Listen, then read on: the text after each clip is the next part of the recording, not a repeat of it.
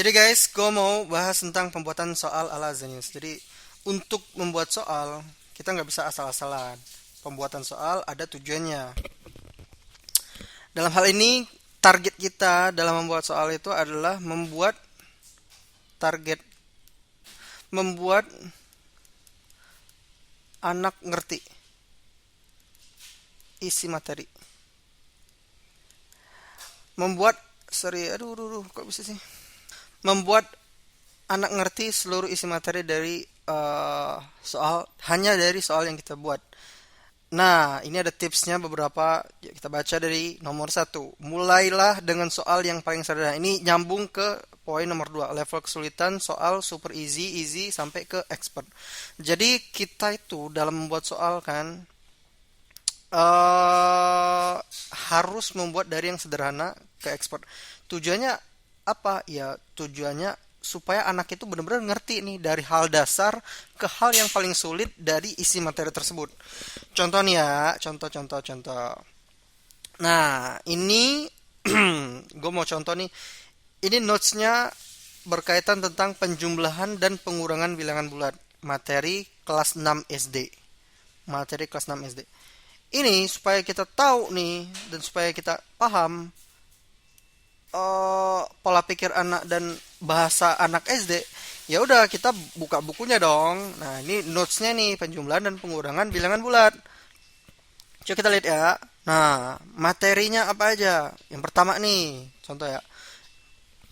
Dia ada menjelaskan tentang lawan dari suatu bilangan. Ya udah lu masukin soal ini men tentang ini misalnya. Lawan dari bilangan 4 adalah titik titik titik. A minus 4, B 4, C 4 per berapa? 4 per satu, D 4 per 2. Ya variasikan ya. Ya udah untuk apa tujuannya? Ya itu kan bentuk paling sederhana kan. Ya udah lu masukin soal ini. Kemudian lu mulai membahas lagi nih tentang penjumlahannya. Tuh, 9 ditambah minus 6. Ini kan memulai sesuatu dari yang paling sederhananya. 9 tambah minus 6. Lu bisa buat yang paling sederhana lagi. Ya udah, buat aja 3 tambah minus 2 misalnya. Kemudian soal nomor 2, ya udah lu balik ke minus 2 ditambah 3. Terus soal nomor 3-nya lu buat lagi. Oh, gimana kalau minus semua? Oh, minus 2 ditambah minus 2 sama dengan. Nah, mereka bisa paham tuh. Oh, ada penjumlahan dalam untuk bilangan negatif ya ternyata. Nah, sampai segitu mereka tuh itu isinya kan. Sorry. Loh. Isinya. Nah, terus minus 8 dikurang minus 4 terus kayak gitu kan dari sederhana sampai nanti soal nomor berapa? Nah, ini 3 tambah 4 terus 3 tambah minus 3 tambah 4 terus kan sampai dia nanti minus dikurang minus. Terus mereka bakal belajar tuh, oh ada ya bentuk kayak gini ya ternyata. Oh.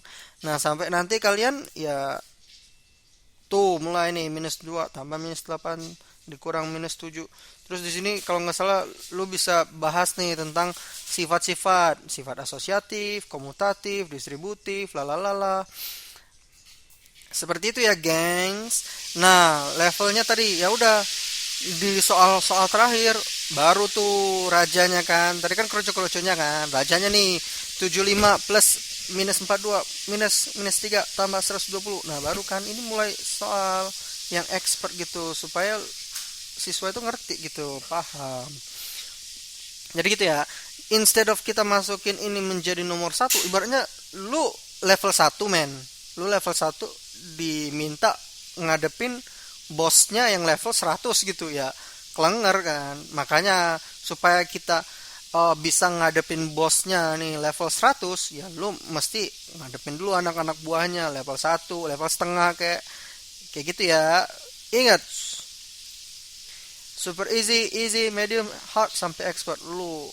Oke, prinsip Guitar Hero. Nah, yang gue bilang tadi poin nomor 3 harus mencakup seluruh materi ya. Nggak cuman bentuk kayak gini doang kan. Contoh nih misalnya di bagian eh, pengolahan data ya kalau nggak salah. Bentar ya, gue buka dulu. Nah, contohnya untuk pengolahan data nih. Di sini anggaplah ini notesnya ya. Notes-nya itu tentang modus atau data yang sering muncul.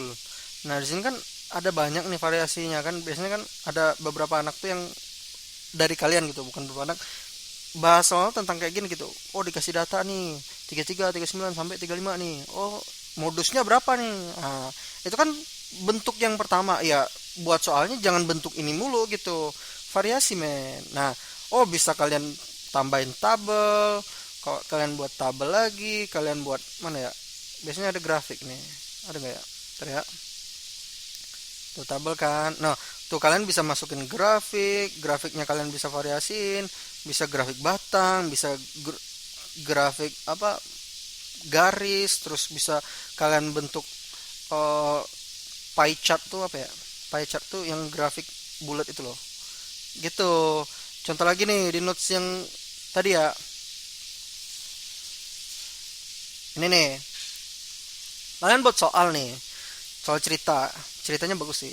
Pak Dedi memiliki 24 buah permen dibagikan ke Andi, Ben, Cika. Cika nih dapat 2 permen lebih sedikit dari Ben. Andi dapat 2 permen lebih banyak dari Ben. Terus berapa permen yang diperoleh Cika? Nah, ya gitulah. Kalian jelasin kan tuh kayak gini. Oh, iya sih masuk sih penjelasannya. Nah, next soalnya jangan kalian cuman ganti nama gitu. Pak Budi misalnya punya 10 ini permen, kalian ganti buah kayak 10 buah apel gitu. Dibagikan ke anak-anaknya, ya jangan kayak gitu karena bentuk soal ini udah kalian buat gitu. Jadi variasiin, jangan bentuk soal ini lagi, bentuk soal lain kayak atau gimana gitu kan ya. Paham kan ya? Oke, mencakup seluruh materi. Oh, sorry, ini variasi soalnya. Mencakup seluruh materi tadi kayak gitu. Gunakan bahasa anak SD dan SMP. Nah, ini penting banget nih. Jangan gunain bahasa yang rumit. Jangan gunain bahasa yang rumit. Misal nih, kalian pakai kata-kata eh contoh ya dalam apa namanya? Notes notes apa min atau nilai rata-rata. Kalian buat nih masukin istilah IPK. Nah kan IPK kan anak SD kan mana ngerti gitu kan ya. Ya udah jangan, artinya jangan gunain bahasa IPK gitu. Gunain bahasa yang lebih sederhana, apa kayak nilai kayak apa. Nah, untuk kita mengerti bahasa anak SD, anak SMP ya baca bukunya. Oke, baca buku. Ingat bukunya gunain yang K13 revisi. Jangan pakai 2006 ya atau KTSP. Oke, segitu dulu. Jangan lupa supaya itu ingat ini. Dadah.